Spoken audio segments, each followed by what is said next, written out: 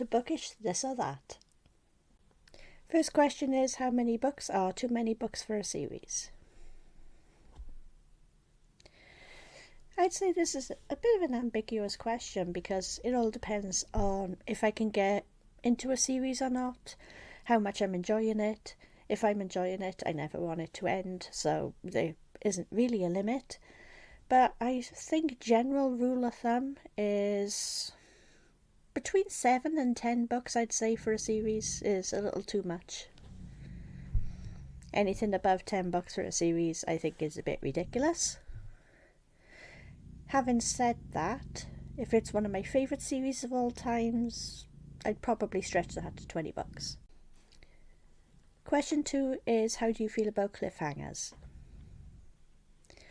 Generally, I'm fine with them as long as the next book is currently available. Otherwise, I will be completely and utterly mad at myself. Not even at the author, just at myself for not having the next book ready. Especially if I'm really, really loving the book. Question 3 is hardback or paperback? I would say definitely hardback, though I can't always afford them. Paperback is always cheaper, so that's a big plus. And paperback is usually easier to hold as well, but I do love my hardbacks, so at a pinch I would say hardback. Favourite book? I don't really have a favourite book, but I mean, if I had to pick one, I guess it would be the first book of the Parallel World series by Christine Kersey, and that is Dare to Resist. The Parallel World series by Christine Kersey is about a world in which it's illegal to be overweight. I know what you're thinking, there's probably a lot of fat shaming in this book, and there is a bit of it, but it has a point. It actually has a point to the story, so there's a point where you can look past it. I know I'm not explaining this entirely well, but as soon as you get hooked into the series, you'll see completely what I mean. This girl ends up sticking up for another school kid that's being bullied and ends up pushing the bully down. And of course the bully that was bullying the other kid states that it was her that pushed her down in the first place, so our main character gets grounded. So she decides to run away from home and ends up in this forest behind her house, where she finds this little shack to stay overnight. But overnight there's this massive snowdrift and avalanche that's piled up against the front door and she can't get out. So she finds an alternative route through the cellar and ends up in this parallel world. And it is a portal fantasy and it's completely and utterly gripping. And these people called enforcers are on the lookout for people who don't register as weighing in, because they have to weigh in every day. And so they are sent to these, what they call fat camps. And it's all about them getting them to get to the specific desired weight set by the government.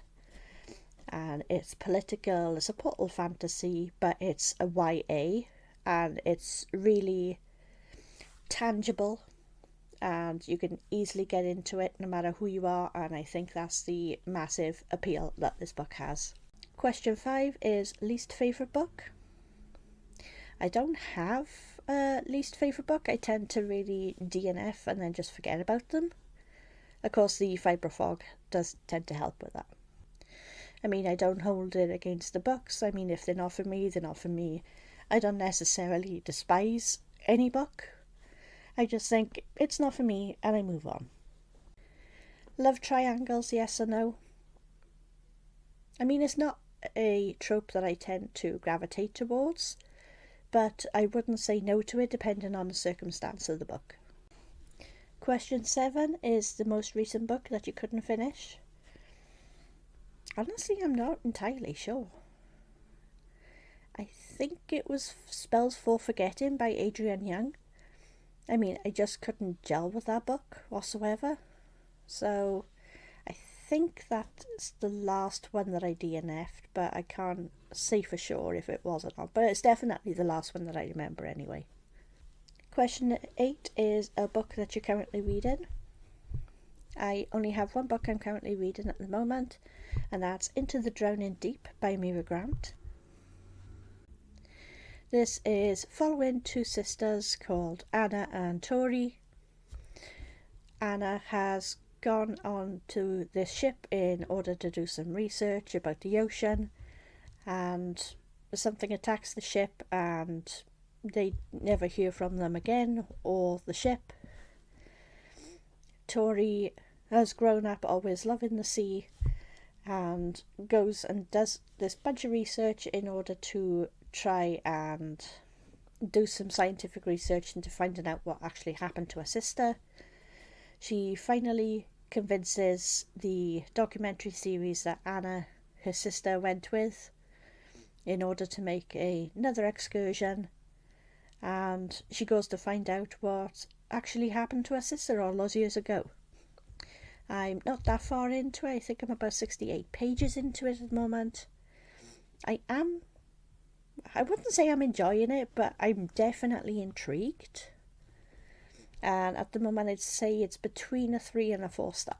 I'm definitely intrigued enough to carry on, but at the moment I wouldn't say it's one of my favourite books. Question 9 is the last book you recommended to someone.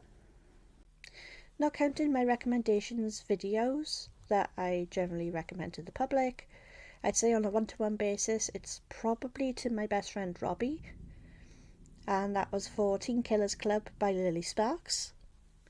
And this is a world where everyone is put in a class from A to E, depending on the most likelihood you are of being a danger to other people. And we're following this main girl called Signal, who has been framed for her best friend's murder. At least she thinks she's been framed, as she cannot remember anything from the night before. And this world, you get 80 plus years or life in prison for a murder. So it's either stay at prison for the rest of your life, basically, or go and be sent to this assassination camp where you're trained to be assassins. So obviously she opts for the latter because she can get some fresh air and generally has more freedom than she would in a prison. And it's all about her journey in order to try and prove her innocence. It's really gripping, really fantastic. I read the first book and absolutely loved it, gave it 5 stars, and I'm reading books 2 and 3 this month. Question 10 is oldest book you've read by publication date.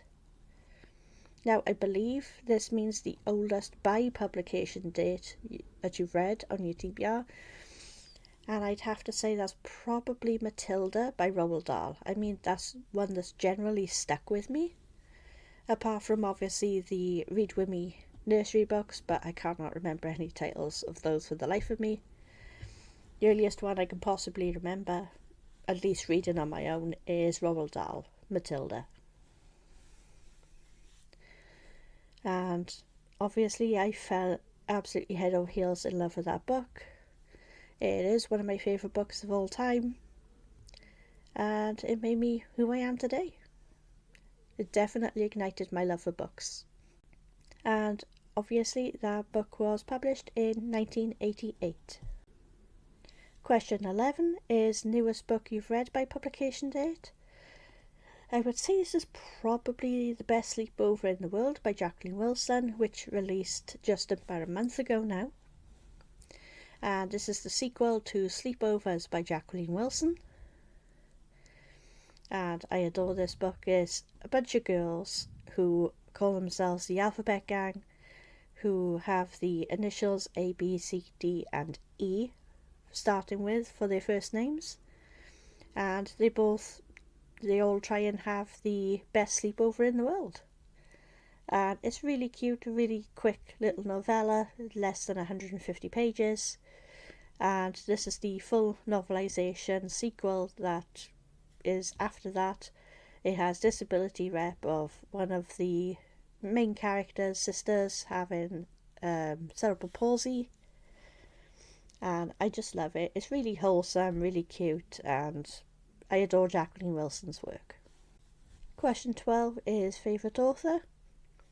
I don't have a singular favourite author, but I'd like to list at least a few of them here, and that is Rosie Goodwin, who does historical fiction, Lorien Lawrence, who does middle grade horror, Emma T. Graves, that does middle grade horror, A.F. Steadman, and the author of Scandal, the Unicorn Thief, Lee Mountford, that does extreme horror, C.J. Tudor, which is a thriller author, C.L. Taylor, which is a thriller author, Phil Hicks, who is the author of the Evelyn Jones series, and K.R. Alexander, middle grade horror. Question 13 is buying books or borrowing books, and I'd have to say, because I can't go to the library on a regular basis, it definitely has to be buying books for me, unfortunately. Question 14 is a book that you dislike that everyone else seems to love.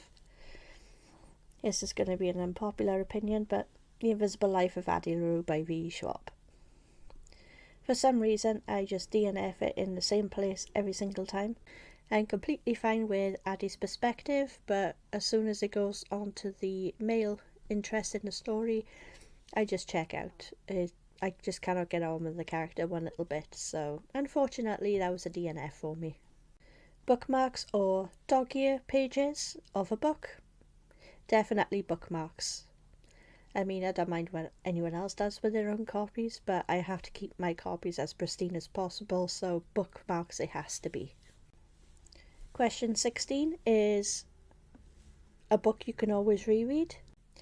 And again, I'd have to say that this is the Parallel series by Christine Kersey. Question 17 is, can you listen to music while you read? Unfortunately not for me. I have to have complete silence while reading my book, otherwise I can't really retain the information that I need to. Question 18 is one or multiple POVs. And I'd have to say, generally, for thrillers or anything like that, it has to be one POV, otherwise I get really confused. If it's romance, then I always prefer multiple POVs. So it all depends on the genre and the styling of the book. Question 19 is, do you read a book in one sitting or over multiple days?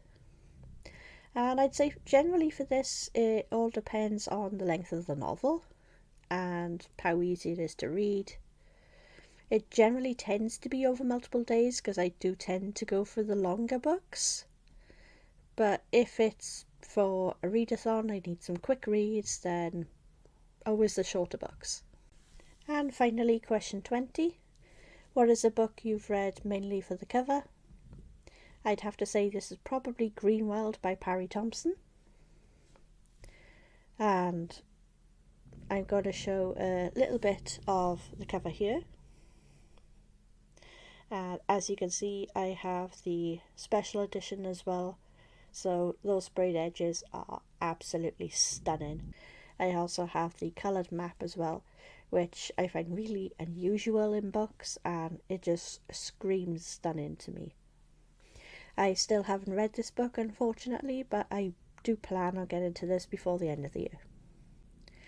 And that's it. That's my bookish this or that.